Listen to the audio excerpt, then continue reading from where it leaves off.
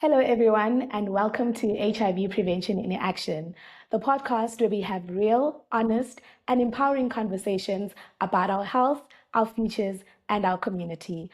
I'm your host, Cwayita Jemsana, and today's episode is very important. We've got a special guest, and we're talking about HIV prevention, what's new, what's changing, and most importantly, how we as young people can access those prevention methods. Today, we are focusing on LEN, which is the long-acting HIV prevention method. It's new, it's trendy, it's on everyone's lips, and what it means for us to get it as young people. Today, I'm honored to be joined by our host who has dedicated her life to this work. Hasina, you have such a long introduction, and I'm sure that you're proud to be where you are today. Hasina is a senior public health leader with over 30 years of experience across national and international health systems. She specializes in HIV prevention, primary health care, transformation, policy development, and health system strengthening. She currently serves as a senior technical advisor at the National Department of Health in South Africa. She leads the National PrEP Scale Up and Biomedical HIV Prevention Integration. Her work focuses on advancing oral PrEP, long-acting prevention methods, and youth-focused HIV prevention strategies. That is a mouthful. Hasina, welcome. How are you? Thank you. I'm very well, thank you. And good morning to you and your listeners. Thank you. So, for the first question, I just wanted to understand because you have been in this industry for so long, 30 years is a lot. So, I just wanted to understand what inspired your long-standing commitment to HIV prevention in public health. Uh, that's a difficult question, especially given that I've been, involved with the healthcare and looking at transformation of healthcare from a very, very long time ago. And my first encounter with HIV was when we first started looking at HIV treatment. And it was at a time where we were not providing HIV treatment to everybody in this country. And there was a task team that was put together by the minister to look at how we can roll out HIV treatment in the country. And I was appointed on that task team to actually look at what needed to happen. And at that time, the focus was very much on treatment and not on prevention. And if we look at where we are at the moment and how many people have been infected since then to now, if we had emphasized prevention from the get-go and made sure that we put more emphasis on prevention or equal emphasis on treatment and prevention, we would have seen far fewer people getting infected in the long run. So my commitment comes from making sure that we get it right and we make sure that we make prevention available to people so that people can access whatever HIV prevention option they require or that would work for them. So that's what motivates me. And I think right now we are in a very exciting time with all of the new HIV prevention options. I mean, for the longest time we had condoms and, condoms are good, they work. We had male condoms, female condoms, but then, with the ARV based interventions that have been introduced, it provided a additional option for people to choose from. And especially for those people that couldn't use or found it difficult to negotiate condom use, they had another option. So yes, it is very exciting to be able to offer people many, many more different options. And as they become available, I get more and more excited because I want to make sure that we can put it out there and make sure that everybody understands it. But most important is making sure that our healthcare workers know how to provide it and make sure that they provide it in a way that people are informed about what the product is and so help people make the right choices. So that's what excites me. It's actually very good to see someone who is in the health space and an expert excited about things that will be life-changing, especially for people, young people like me. It feels good. I just want to ask you, for listeners hearing about LEN for the first time, could you please explain to them what it is and why it was developed? Okay. So Lenacapavir, which is the full name, and it is an ARV, and it's an ARV-based HIV prevention and treatment drug that could be used. At the moment, it is registered in South Africa for a treatment as well as for prevention, but we are mainly using it for prevention at the moment. And it is a injectable. That means it's an injection. And for somebody that wants to be protected, they can take this injection. It's 2 injections that you take twice a year. And the good thing about it is that it lasts and it remains in your body for 6 months. And that means for 6 months, you don't have to worry about what it is that you need to take in terms of daily pill or worrying about, any other prevention option. So this is something that is a big game changer for many people. Also, taking these injections once every 6 months, and it's twice a year. So when we say once every 6 months, it's we have 52 weeks in a year. Okay, so every 26 weeks, we will be giving an injection to the person, and they come back 26 weeks later. When you start LEN, you have to take not only the 2 injections, you also need to take 2 tablets, and the 2 tablets you take on the day you have the injections, and then the next day you take 2 tablets. And the reason for taking these tablets is if we just gave you the injections, the 2 injections, you would have to wait at least 28 days before you are fully protected. So to make sure that, it works faster, the 2 tablets on the first day and the 2 tablets on the second day speed up the effectiveness of lenacapavir. And we call it the loading dose. So it actually makes sure that your protection increases really fast. And basically what then happens is that by the 3rd day, you know that you have protection from the lenacapavir injection because you've taken the 4 tablets. The injection is given into the fatty layer of under the skin. So it's not, it's not really on top of the skin, but it's slightly into the fatty layer. So what happens is when the injection is given, it forms a depot, or for want of a better word, it's an area where the drug collects, and that slowly gets released into the body over the 6-month period. Okay. So it's not, we do know that it can be painful. People have said that it is painful, and it can cause a little bit of irritation. It can cause redness. It can cause, in some cases, people feel a lot of pain, but those things can be managed. It's not because of that one should stop it.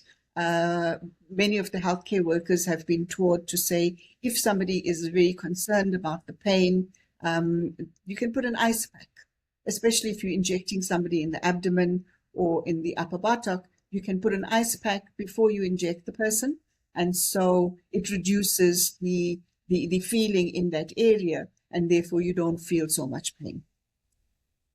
Why it was developed? I cannot speak for the drug companies, but as we see new products being developed, there has been a need for more effective and long-acting products. And so, there's always room for more and more innovation and for more and more advanced medicines to be developed. And this is one of the reasons why this one is developed. What we are hearing that the same manufacturer is also looking at possibly exploring a 1-year injection. And that would be a major game changer as well. So I think that, as technology advances and as technology allows us, we will see more and more developments in the field of HIV prevention. Thank you so much for explaining it extensively. And with your explanation, I remember my role here is to convince the young people to understand that this is ours. We need to take it up. But I'm just a bit skeptical with the process of actually getting lenacapavir into our body, because remember, we need to go there. We need to go to the clinic on day one, get the two pills, go to the clinic again the next day, and then get the implementation done. How can I convince young people that, okay, guys, this is what we need to do, this is how much time we need to invest, because we know that in the next 6 months we'll be covered? Yes. So just to correct you, that when you go in for your injection, I think, firstly, I think the first point that we need to think about is making a choice. Okay. If you are taking, or if you're using a condom and you're happy with it, that's your choice. Okay. And I don't think you need to change it. It's working for you. It works well. You and your partner are negotiating the use of that condom, and you don't see any risks for yourself. All right. So that is absolutely fine. Then you have those people that are taking oral tablets. And there are many people that don't have a problem. They can take the oral tablets every single day like clockwork. Every single morning they will get up, take their tablets, or every single evening take it. But there are those people that find it very difficult, especially people that have hectic lives, that, there's no regularity, work shifts, or sort of out and about most of the time, especially with many of our young people, or studying. There's a chance that you can forget it. And the risk is definitely higher then, because if you forget to take your oral pills, you are at major risk of contracting HIV. So in those cases, what we are saying to people, that let's look at what you're using, and if it's not working for you, will an injectable be something that would be better for you? Right? So I think that's the important thing to first remember, that why are you making that choice? Are you making that choice because you are, it's what you've been using is not working for you, and you're worried about the fact that you are going to expose yourself to HIV, and you don't want that. Secondly, I think just making sure that, if we look at something like lenacapavir, yes, young people hate going to the clinic. We don't want to go to the clinic, right?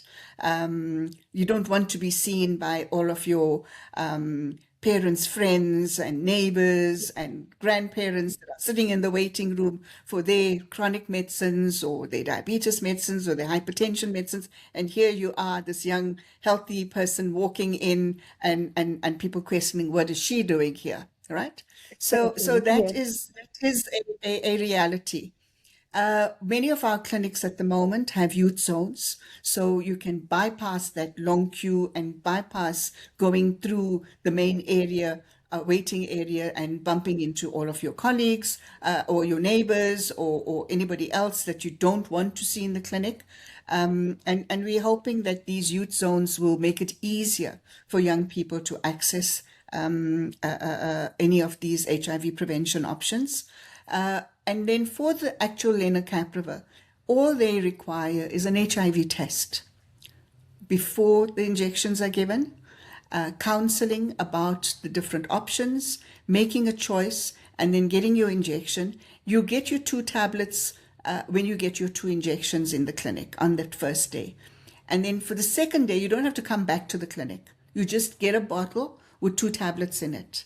You just need to remember, put a reminder on your phone and remember that you need to take those 2 tablets later and the next day.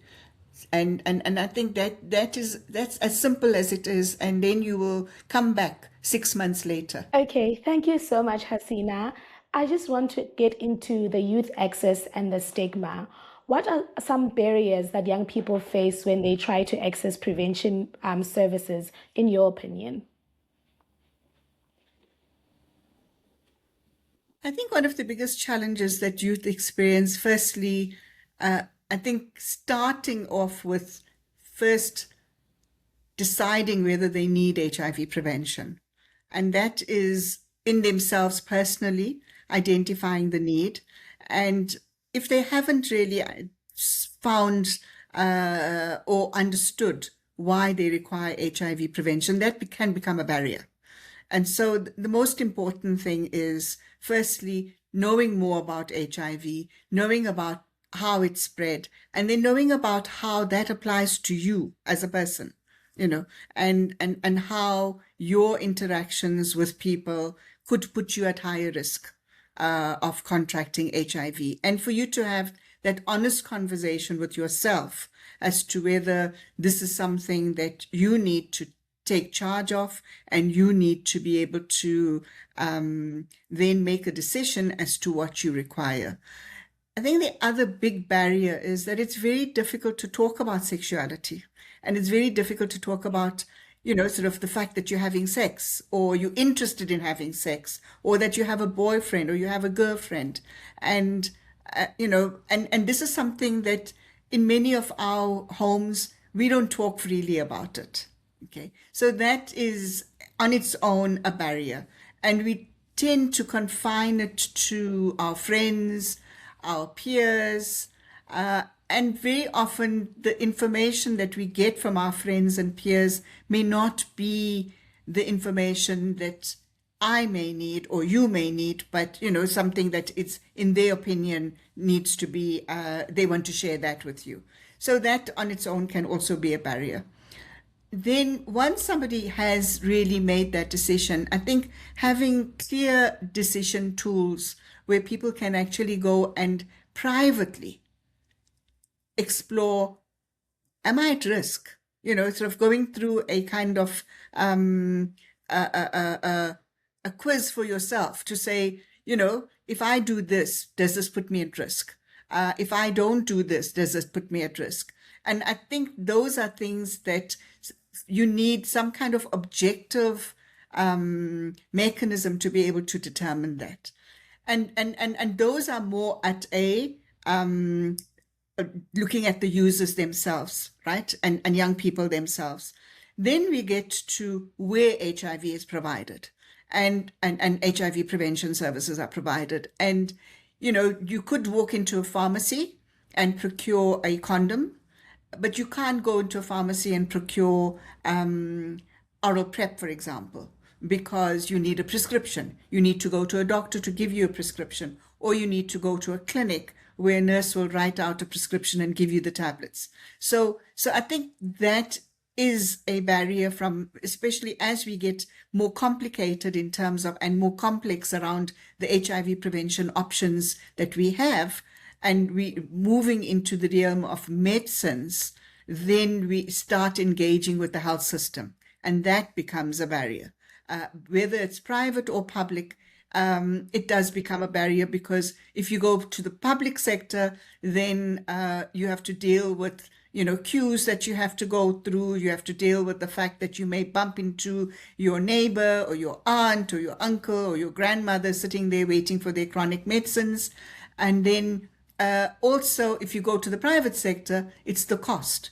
Many young people don't have money to go to a private doctor and pay for a prescription from a pharmacy. So all of these become serious barriers to accessing HIV prevention services. So while we say there are more advanced options, the more advanced options become more complicated and also become barriers in themselves. Thank you so much for being very extensive with that response. And I think one thing that I really loved with your response was that people need to be more educated about themselves. You need to have a conversation with yourself, because we can give you all the information that we need, or all the information that we think you need. But at the end of the day, it goes back to the person themselves.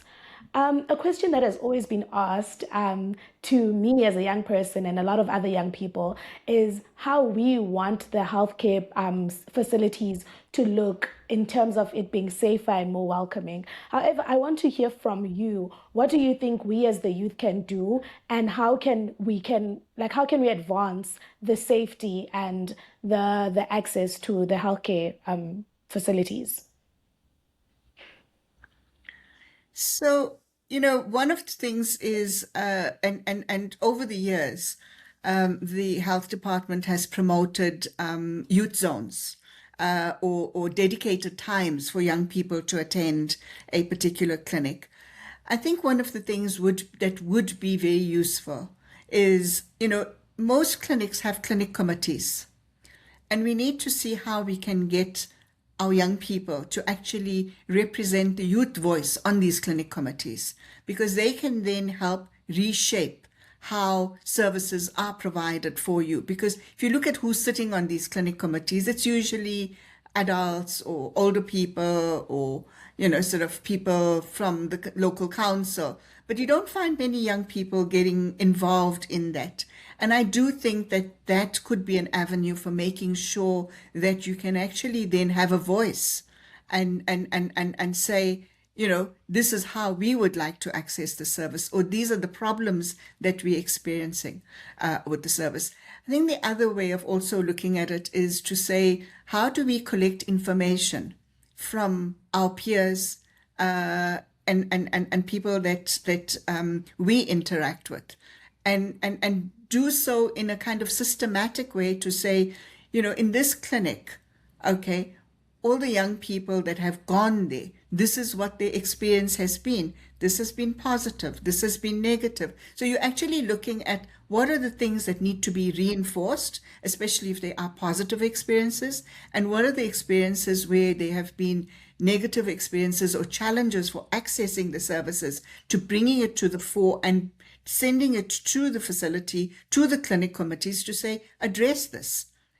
So I think being much more proactive. And during the days of apartheid, we used to have street committees, where we used to have discussions with people in the street and try to understand what the issues are and see how we can address it. And I think it may be useful to actually say, in the environments that youth are functioning, and you are interacting with many other youth, and even using social media sort of polls to actually say, let's run a poll to see in this area what are the challenges, so that we can make sure that we take proactive measures to improve how we access health services. It's all very well saying, oh, the nurses don't do this, or they reprimand us, or they don't talk properly to us. But I think if you have proper evidence, it makes a big difference. And if you put it out there and put it to people that are the decision makers and are the people that can actually change what is happening or address some of those challenges, it would take us a much further way in addressing some of the challenges we're experiencing, and also addressing some of the stigma we're experiencing. But the stigma doesn't only come from the health service. It doesn't only come from even ourselves, in our communities, in our families, there's always stigma. And I think we need to start looking at how do we address that ourselves as well, to actually face it head on. And when you do experience stigma, helping people to understand, how do you deal with stigma? How do you then make sure that you are not stigmatized in any way, and be assertive about your choices, your body, and making sure that you remain protected. Oh, that's beautiful. And I love that you mentioned stigma because the main reason why stigma exists is because of misconceptions and lack of information. Could you perhaps let us know what are the like misconceptions around LEN and HIV prevention in general? So, we haven't seen, we don't quite know what will arise with LEN because we haven't implemented it. But definitely with an ARV-based HIV prevention, the moment people think ARVs, they think it's treatment, they think you're HIV positive, and immediately you put into that HIV positive bucket. And there's nothing wrong with that, whether you're HIV positive or whether you're HIV negative, and whether you're taking it for treatment or you're taking it for prevention, that should not shape who you are and why you're accessing it. I think it's important to dispel that, and make sure that if people are taking ARVs for whatever reason, they are taking it either to protect themselves from the virus or protect themselves from contracting the virus. And there should be no stigma associated with that. And I think we must educate people to make sure that that happens. A lot of the people have said that the moment they went home with a bottle of PrEP, for the ARV tablets, the TDF FTC, people questioned whether they were HIV positive. And even if they were HIV positive, that's none of your business. You are taking it to protect yourself and make sure that you remain healthy. So nobody questions when you're diabetic and you're taking insulin, or when you are hypertensive and you're taking medicines for your hypertension, or if you have a cardiac problem. Nobody questions that. And I think we need to look at how do we normalize the use of ARVs, not just for PrEP, but also for treatment, so that because everybody experiences stigma. The second issue also is the issue of going into a clinic and asking for help, and asking for a particular to say I think I'm at risk and I need this, and that stigma of looking at what kind of sexual practices you have. And we know that people engaging in sex work, people engaging in same-sex relationships, transgender people are even further stigmatized. So if you're young and you are engaging in any of those areas, you have double or triple levels of stigma associated with your life and your lifestyle and your choices. And I think that those are some of the things we also need to look at. How do we address those kinds of issues for young people who are exposed to a different lifestyle and have chosen a different lifestyle or have chosen different sexual practices? And I think that is something that we need to probably look at. How do we help people address that? In terms of challenges, with LEN, I think we are going to face a challenge where you've got a ARV that is being injected into your system, and it remains in your system for 6 months. We saw it with the COVID vaccination, where people had all kinds of stories about how it affects your brain, and it affects your fertility, and it affects all kinds of things. And I think those are some of the things that we need to make sure that we look out for. And the moment it surfaces, we immediately address it. We address it with evidence and we address it with facts, and make sure that if it does surface, that we don't wait for it to fester to the point where people stop using the injectable. We also do know that the injection remains in the system and the drug remains in the system for a very long time. Beyond, if you stop taking it for 12 months, you still have the drug in your system, but it's not sufficient to protect you. And that also is something that we need to make sure that we educate our healthcare and young people about, so that they do protect themselves, because there is a chance that if they are taking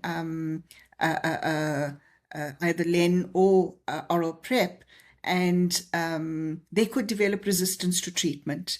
We're fortunate because for LEN, our treatment is not lenacapavir based treatment, so it's not the same ARV type treatment that we are currently providing. However, with oral PrEP, if somebody does seroconvert and they are continuing to take oral PrEP, they could develop resistance to our routine HIV treatment.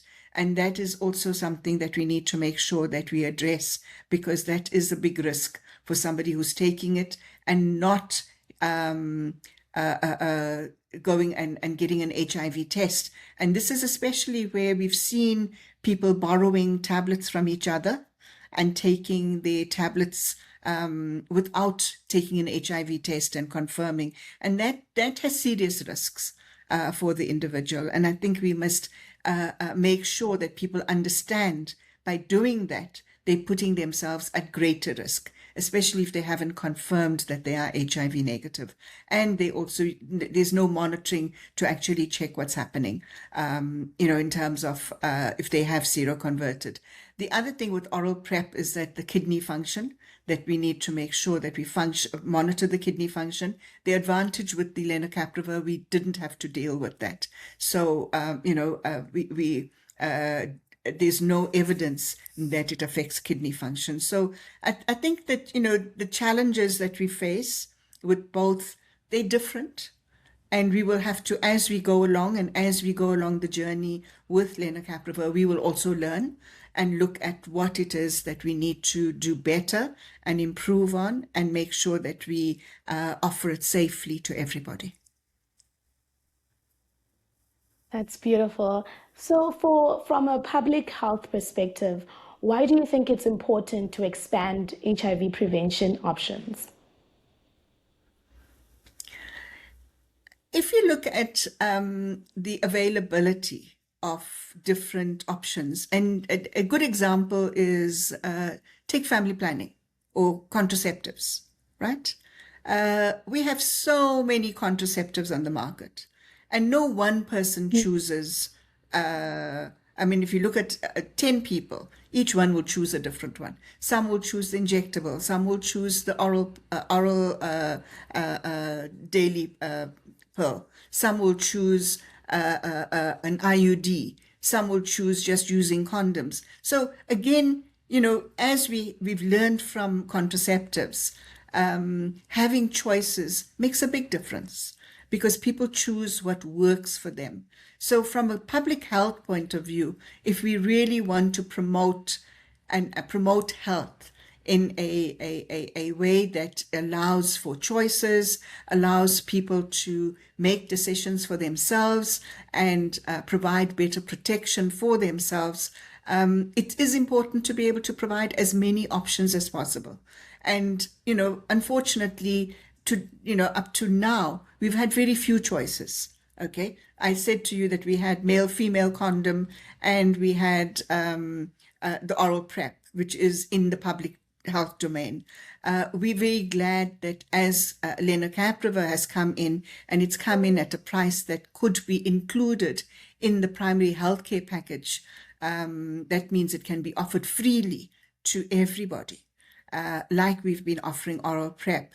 It allows people to make that choice. It allows better access, and there isn't a discrimination in terms of whether you have money or not, whether you will access that product. So the more products we have on our primary healthcare medicines list, the better it is, because then people who cannot afford to go and make those choices, don't have medical aid, can access the choices that will work for them and ones that they prefer. Thank you so much. So with all of the products that we have, and all of the policies and everything that's in between, could you please just simplify to us the process of getting a new prevention method into our clinics and access for young people? So from like the inception right until it gets into our bodies. Okay, so that's a very, very long pathway before it gets to somebody. So let's look at, first you have the pharmaceutical companies that develop the medicine. But before they can actually put it out there, they have to then test that the medicine is safe, whatever it is, whether it's ARVs or any medicine for that matter. And then they have have these clinical trials, and the clinical trials are then set up to test whether this medicine does what it's supposed to do. Is it safe?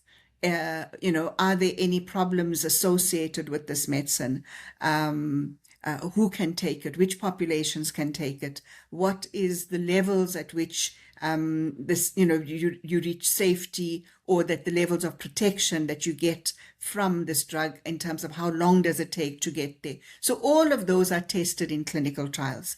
Before they actually do the clinical trials for humans, they also do clinical trials on animals. So they actually test it on animals first, then on humans. Once we get positive results from the human results, then they submit all of that information. And every country has a regulator that regulates medicine. Okay, so for South Africa, we have the South African Health Products Regulatory Authority. The Americans have the FDA, and then the Food and Drug Administration. And in Europe, they have the European Medicines Agency. And all of these, what they do is that the pharmaceutical company submits all of the evidence. And this evidence is then extensively reviewed to see, is this medicine safe? Does it do what it's supposed to be doing? What were the clinical trial results? What are the things that we need to worry about? And once they've reviewed all of that evidence, they then say, okay, this medicine can be put into the system in South Africa. So we will register it. So even your basic things like your Panado needs to be registered by SAPRA. Okay, so and when the medicine is registered, the drug company then can make it available in that country, right? So if we look at where we are with our drugs, it can then be sold in the pharmacy, but that is now you have to go and buy it. For you to actually have access in our public facility, what then happens is, once the drug is registered, the Department of Health has an independent essential medicines listing committee. And there's different levels of medicines for hospitals, for district hospitals, for tertiary hospitals, and then for the primary health care. And this committee then evaluates this medicine to see, is this medicine going to add value if we put it into the public health system? What is the public health benefit if we include this medicine in our list of medicines for primary health care, or in our list of medicines for hospital, regional hospital, or tertiary hospitals? And so there's different levels at which the medicines are then placed. So when we look at something like Lenacapavir, this medicine was then evaluated, there was cost effective, found to be cost effective, and then it was included on the essential medicines list. However, there is a proviso here, because although it's listed, the only time it would be made available and where the department can actually procure the drug is when we get it at a price that we can afford. So at the moment, we have a price guarantee for Lenacapavir, which is exactly the same price as oral PrEP. And so having that price guarantee for generic medicines, that is the medicines, not the original medicine that was produced by Gilead, but these are generic companies that make it and make it in a much cheaper than what the original medicine cost. And so once that is available, it will then be procured by the department, bought by the department. So they'll put out a tender, say we need 10,000 doses. And once those tenders are approved and there's 10,000 doses available, they will be made available in the clinic. But before it's made available in the clinic, for something like Lenacapavir, we needed to have guidelines, and we needed to have guidance for our healthcare providers so that they know how to provide it. We needed to train them, and we needed to make sure that they were properly trained to administer it. We also needed to have clearly an information system that we could collect the information so that when we are implementing it, we know who we're implementing it to and how many people are taking it. And if there are any problems, especially if there are any problems with the medicine, which we call adverse events, then those are also recorded. Also making sure that we have proper demand creation tools, that we have mechanisms for creating and mobilizing communities and people that would benefit from it as well. And then we offer it in the clinic. So long pathway, but that's how we actually eventually get a medicine into the system. It feels good to know that you are able to break down such a long pathway, and it's so technical, but you are able to use our everyday language as young people, because sometimes we just use things and we don't know where they come from. So now that you've shone light on that, it makes me feel good. And I think young people will also feel good to know that something that they will be putting in their bodies is tried and tested. So I just want to know, what role does the community education play in improving the prevention uptake? Oh, that is the most important role. Because if, as much as we can put all of those medicines in the clinic, if communities do not trust or do not know about it, or do not feel that this is an important medicine or an important intervention, nobody will go into the clinic and nobody will ask for it and nobody will get it. So it is really, really important that we educate communities, because communities can also be gatekeepers. Okay. They can also, the whispering in the community is very important. The moment one person says, that is dangerous, do not take it. Okay. I'm telling you, you can kill something very quickly. And I think that this is something we need to make sure that we invest in communities fully understanding the benefit of this. And, if we're talking about communities, there's so many levels in communities. Okay. There's the religious leaders, there's the parents, there's the teachers, there's the traditional healers, there's the, opinion makers, then there's the, these days we also have the influencers. They all play such a big role in making sure that people understand what it is and also accept what it is. And, just to say that if we start on the wrong foot, and if we go out there and we start canvassing with young people, and we don't explain to the parents what this is all about, the parents can create a block and prevent their children and people from actually accessing it. The same with the religious bodies, okay, if they're not engaged. So I think it is a really important thing to make sure that we fully understand who are the gatekeepers in communities, who are the people that will influence the direction in which HIV prevention will go, and how people will be able to access this particular intervention. So yes, it's an incredibly important part. And I think that very often we underestimate the role of communities in the work we do. So Okay. we do know that on the 5th of June, there will be the LEN launch. I would just like to know how that will go. Are the communities involved in that LEN launch? And what type of communities are you focusing on, and the civil society as well, if it will be represented?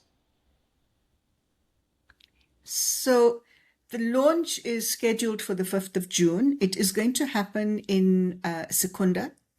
And originally, the launch venue was supposed to have been in the heart of a Embalenche township. And there's these sports fields that are there. And I physically went in there, and I can tell you that this is in the heart of the community. And one of the reasons why this particular area was chosen was because of the high volumes of young people in that area. Although there are many TVET colleges in the Secunda area, a lot of the students use the public transport from Embalenhle and go to those TVET colleges. There are many schools in the area, and the sports fields where we were originally going to launch it is a community sports field. So the community has been, and there's been a lot of mobilizing with the local community to actually, firstly, to agree that the launch will happen there, and secondly, for their involvements and their engagement. There's also a lot of activities that are currently taking place to also make the community aware of what this launch is about, why we're doing it, and also making sure that people fully understand.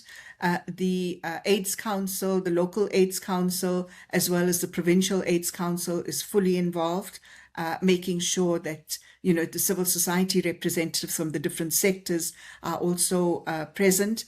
Also making sure that the sex worker networks and the MSM networks, as well as the youth networks, are fully engaged as well. So in that locality, there's a lot of engagement that is happening. I think, from a national point of view, I would say that not all of the civil society across the country have been engaged, but through the SANAC structures, the different sectors have been engaged, and there have been some rumblings about the fact that they haven't been engaged enough, and there's been efforts to make sure that people are brought on board if they felt excluded. But you can never get it all right. I'm hoping that, what for me, this launch is a big launch, and because the president is going to be there. But I do think we need to have similar kinds of engagements and initiatives across the country. Not one big launch in Embalenhle or in Secunda, but we need to make sure that we have smaller activities so that local communities get to know what's happening. And we are encouraging the facilities that are implementing LEN to have little mini launches in their facility so that people that are using their services get to know about it and make sure that they fully understand what's happening. So yes, having a big launch is important, but having many small ones is far more important to make sure that we reach many people and not just in one particular province or in one particular locality. That's so true. That's so true. So now that you've been obviously in the space for quite a number of time, and you do know that you've seen the evolution of HIV prevention, you have experience in it, you are wise in that industry. I just want to ask, if it was up to you, what would your ideal HIV prevention future look like? A lifetime injection. Or a lifetime intervention, so that people just take it once, like we have for polio, like we have for, I think for me, that would be the ideal situation. And right now, because we don't have that solution, we have all of these little, new innovations. But we still are time bound, time dependent. If we can have once in a lifetime, it would be the best thing.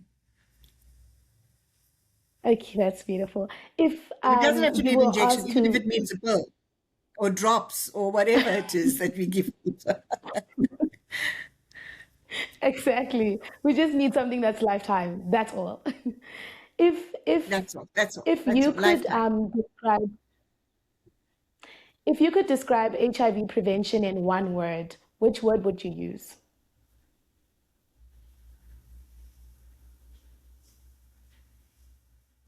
Empowering. HIV prevention should be empowering. It should empower people to Wow, be able to that's make beautiful. that choice. I hope that sums it up. because it should make you feel, It does. if it should make you feel that you have the power to protect yourself. Mm, mm. Okay, that's beautiful. Just one last How question would you as we wrap describe it it? up. How would you I would describe like it? to know. Oh, I would describe HIV prevention in one word as powerful. I feel all of the new discoveries are just so powerful and so smart. Yeah, I'd describe it as powerful. Yeah. Okay.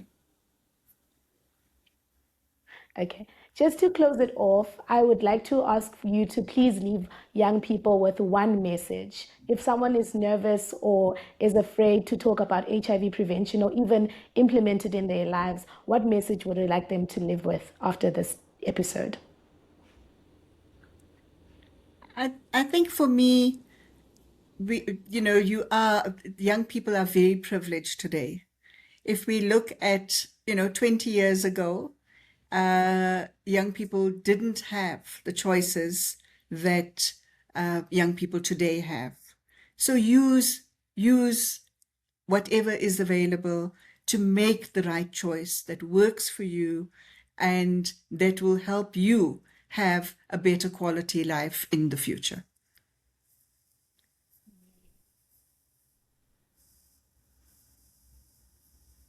Okay.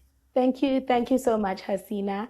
As we close off the session, thank you so much to the listeners of the HIV Prevention in Action podcast. I hope you guys have got your books and your pens and you wrote every single thing down and that you know that it is all up to you. We can give you all of the information, but you need to make sure that you educate yourself. Hasina, just one last question. Could you please let the listeners know where they can go for trusted HIV prevention information? So at the moment, we have the MyPrep website, which is myprep.co.za. And it's a website that provides information for everybody, for young people, and it's got a very strong young people's focus. You can get all the facts you need. We also have a quiz on there where you can actually do a quiz to decide which HIV prevention option you would like and which one would work for you. And also we have the service finder, but we have information about every single HIV prevention product. Even those that are not currently available in the public sector, like the cabotegravir 2-monthly injectable, as well as the dapivirine vaginal ring, oral PrEP, post-exposure prophylaxis. Please remember that if you have been exposed, come forward in the next 72 hours and make sure that you can find somewhere where you can actually access post-exposure prophylaxis so that you can also be protected. So as much as PrEP is important, PEP is equally important.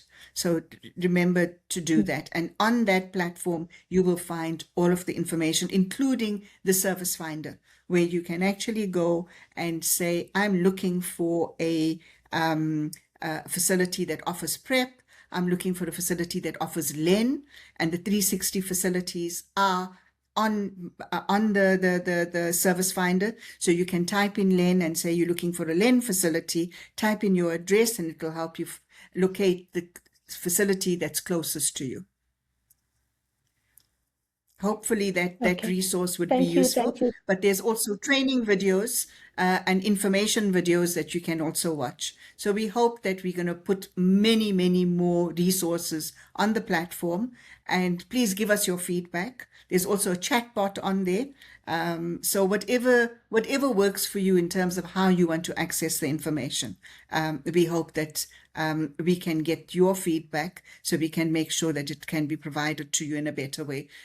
On social media, there's the same platform has MyPrep on Facebook, on Instagram, and not on TikTok. I don't think it's on TikTok at the moment, but I think those are the two that are there.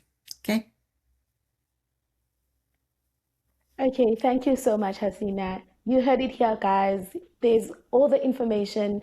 You just need to educate yourself and make sure that if you have any questions, you can just drop them down on our Instagram page, Facebook page, TikTok page, and even on this podcast on Spotify. We hope to hear from you soon, and thank you so much for listening. Bye. Thank you, Cwayita. Bye.